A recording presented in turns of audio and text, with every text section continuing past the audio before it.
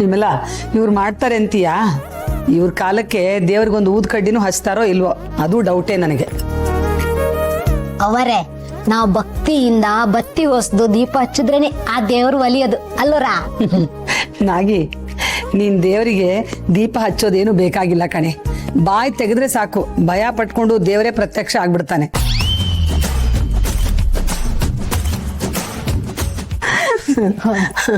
ಚಂಚಲ ಅತ್ತೆ ಹೊರಗಡೆ ಹೋಗಿದ್ಯಮ್ಮ?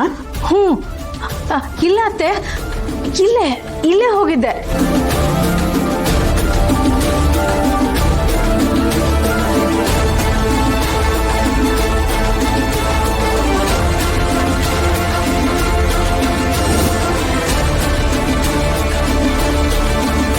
ಯಾಕಮ್ಮ ಅಜ್ಜಿ ಕೇಳಿದಾಗ ಏನೋ ತಡವಡಾಯಿಸ್ತಿದ್ದೆ, ಏನಾಯ್ತು?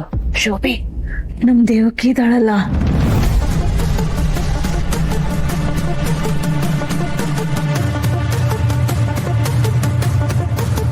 ದೇವ್ಗೆ ಏನಾಯ್ತು? ಯಾಕೆಷ್ಟು ಸುಸ್ತಾಗಿದೆಯಾ ದೇವಕಿ? ಸುಸ್ತಾಗಿರೋದು ಕಾಣಿಸ್ತಾ ಇದೆ ತಾನೆ, ಸ್ವಲ್ಪ ಸುಧಾರಿಸ್ಕೊಳಕ್ ಬಿಡಿ. ನಾಗಿ ಹೋಗು, ಒಂದ್ ಗ್ಲಾಸ್ ನೀರು ತಗೊಂಡ್ ಬಾ. ಸರಿ ಕಣ್ರವ. ದೇವಕಿ, ಇತ್ತೀಚೆಗೆ ನೀನ್ ತುಂಬಾನೇ ಟೆನ್ಷನ್ ತಗೋತಿದ್ಯಾ ಕಣೆ. ಆಗ್ಲೇ ದೇವಕಿ ಅಂತ ಏನೋ ಹೇಳ್ತಿದ್ಯಲ್ಲ, ಏನಮ್ಮ?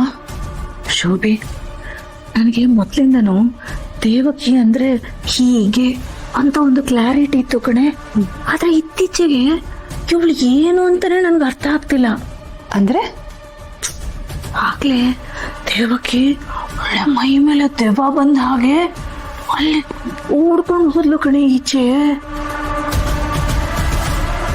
ಅಮ್ಮರೇ ತಕೊಳ್ಳಿ ಅಮ್ಮರೇ.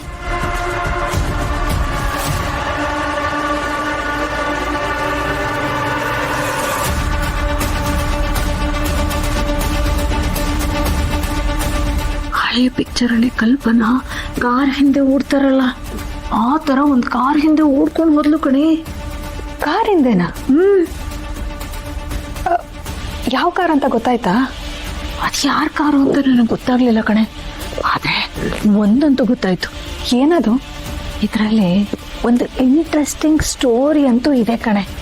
ಅದು ಏನು ಅಂತ ನಾನು ಕಂಡು ಹಿಡಿದ್ಬಿಟ್ರೆ ಪಕ್ಕಾ ಎಂಟರ್ಟೈನ್ಮೆಂಟ್ ಸಿಗೋದಂತೂ ಗ್ಯಾರಂಟಿ.